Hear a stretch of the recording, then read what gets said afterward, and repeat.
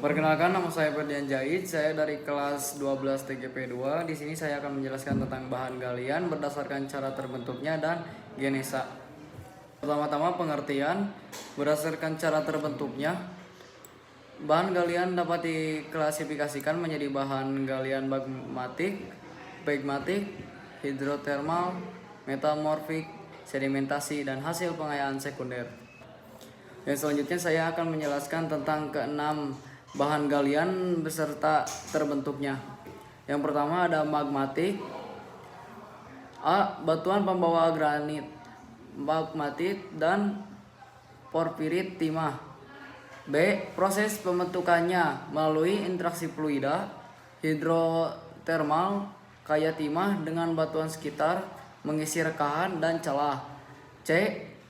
Alterasi greisenasasi atau perubahan mineralogi batuan karena fluida hidrotermal. Yang kedua, bahan galian pegmatik terbentuk dari sisa magma yang membeku pada suhu rendah di dalam.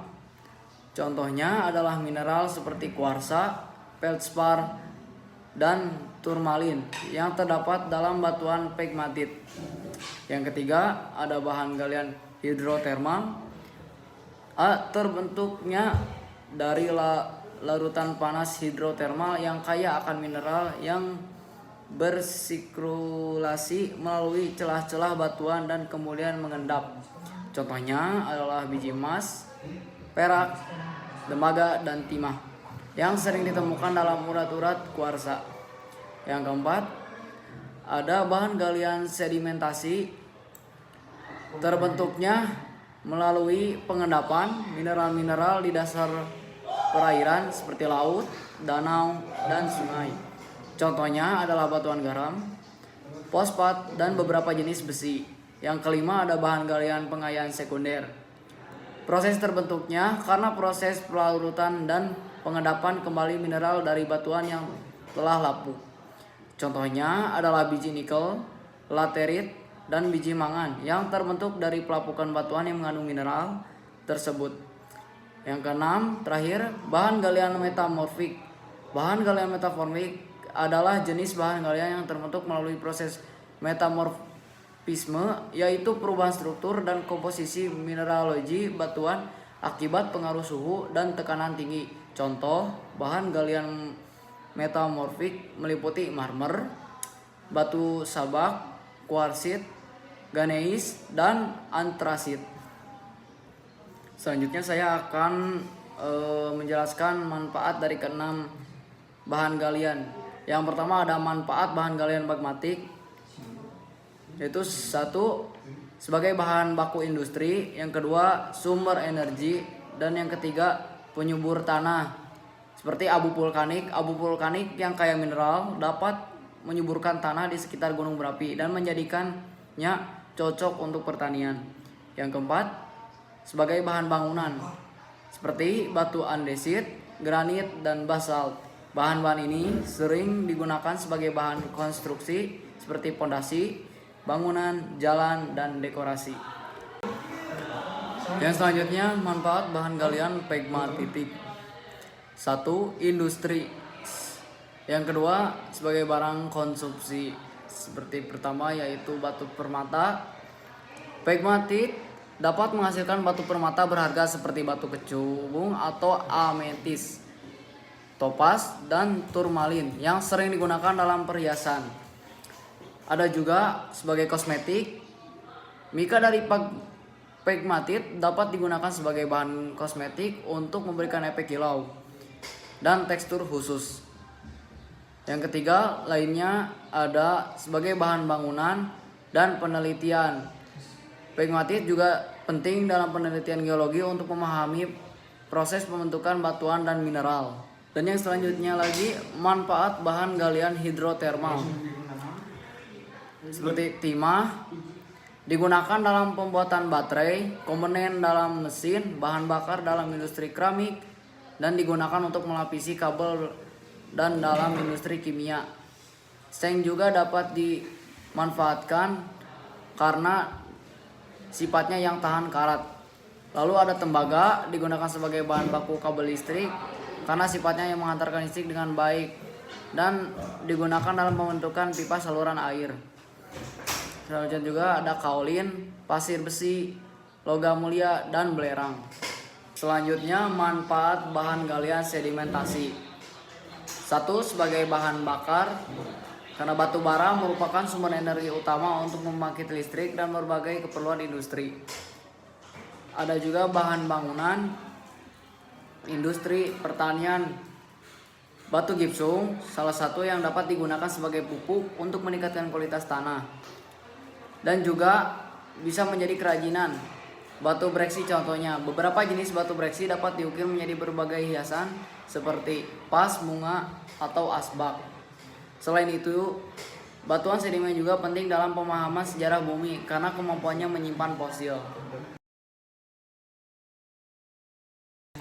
Manfaat bahan galian metamorfik, yaitu terdiri dari marmer, digunakan secara luas dalam konstruksi bangunan sebagai lantai, dinding, dan pelapis, serta untuk membuat berbagai benda dekoratif seperti meja, vas, dan patung. Kuarsit, material ini dimanfaatkan dalam pembuatan kaca, keramik, dan juga sebagai batu perhiasan. Ada sabak, dapat digunakan sebagai bahan bangunan terutama untuk atap dan juga sebagai papan tulis serta komponen dalam industri listrik. Selanjutnya pilit, bahan ini memiliki sifat isolasi yang baik dan tahan api sehingga sering digunakan sebagai isolator listrik dan bahan bangunan interior eksterior. Selanjutnya gneis. Batuan ini dimanfaatkan untuk membuat berbagai kerajinan tangan seperti asbak, jabangan bunga, dan patung. Yang terakhir, pasir besi. Meskipun terbentuk dari pelapukan batuan beku, pasir besi juga bisa termasuk dalam kategori bahan galian metamorf dan dimanfaatkan sebagai bahan campuran dalam produksi semen. Selanjutnya saya akan menjelaskan tentang endapan primer. Adalah endapan mineral atau bahan galian yang terbentuk langsung dari proses magmatik, hidrotermal, atau metasomatik di dalam kerak bumi, bukan dari hasil pelapukan atau pengendapan ulang. Selanjutnya ada endapan emas dalam kuarsa. Endapan emas dalam kuarsa merujuk pada endapan emas yang terbentuk di dalam atau bersama dengan mineral kuarsa. Seringkali dalam bentuk urat kuarsa. Emas dan kuarsa biasanya terkait erat dalam proses geologi, terutama dalam endapan hidrotermal. Pembentukan emas dalam kuarsa melalui proses hidrotermal dan menjadi pengendapan emas lalu menjadi urat kuarsa. 2. Ciri-ciri endapan emas dalam kuarsa: rekahannya dan patahan batuan. Batuan kuarsa berurat. Lalu terdapat perubahan warna batuan mineral pendamping. Selanjutnya endapan timah primer, terbentuk dari proses hidrotermal yang terkait dengan intrusi batuan granit. Proses ini melibatkan alterasi batuan granit tipe S menjadi greyson yang kemudian menghasilkan mineral kasiterit sebagai mineral utama pembawa timah. Karakteristik endapan timah primer: batuan pembawa granit, pegmatit, dan porfirit timah. Proses pembentukan interaksi fluida hidrotermal kaya timah dengan batuan sekitar mengisi rekahan dan celah. Mineral utama dari kasiterit ini yaitu SnO2 adalah mineral biji timah utama dan asosiasi mineral santanit, pirit, hematit, kalkaperit, galena, ilmenit, topas, dan turmalin. Endapan mineralisasi hidrotermal. Endapan mineralisasi hidrotermal adalah akumulasi mineral yang termasuk atau terbentuk ketika larutan panas hidrotermal kaya akan logam mendingin dan mengendap mineral di dalam batuan. Proses ini sering terjadi di dekat aktivitas vulkanik atau tektonik dan bisa menghasilkan deposit mineral bernilai ekonomis. Proses yang terkait yaitu alterasi hidrotermal, perubahan komposisi kimia dan tekstur batuan akibat kontak dengan larutan hidrotermal. Yang kedua, paragenesa mineral, urutan waktu pengendapan mineral dalam proses hidrotermal. Selanjutnya ada endapan biji nikel laterit, jenis endapan nikel yang terbentuk akibat pelapukan intensif batuan ultrabasa atau seperti peridotit di daerah beriklim tropis dan subtropis. Proses ini menghasilkan lapisan-lapisan tanah yang kaya akan nikel, terutama pada zona limonit dan saprolit. Pembentukan pelapuk batuan ultrabasa yaitu prosesan pelapukan atau literasi batuan ultrabasa yang kaya akan mineral olivin dan piroksin atau mengandung nikel menghasilkan endapan laterit. Iklim tropis dan subtropis. Iklim tropis dan subtropis dengan curah hujan tinggi mempercepat proses pelapukan dan pembentukan endapan laterit. Endapan sekunder adalah endapan bahan galian yang terbentuk bukan langsung dari aktivitas magma, tetapi melalui proses pelapukan, erosi, transportasi, dan pengendapan. Kembali dari endapan primer. Jadi endapan sekunder merupakan hasil dari proses pelapukan dan redistribusi bahan galian yang sudah ada sebelumnya. Berikut adalah beberapa manfaat dari endapan sekunder. 1. Sumber daya mineral.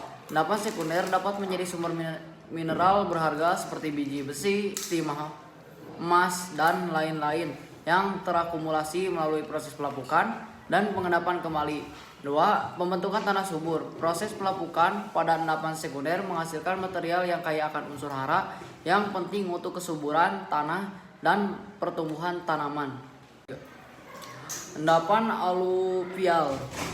Endapan aluvial adalah endapan material seperti pasir, kerikil, lanau, dan lempung yang dibawa oleh aliran sungai dan diendapkan di tempat aliran tersebut melambat atau terhenti.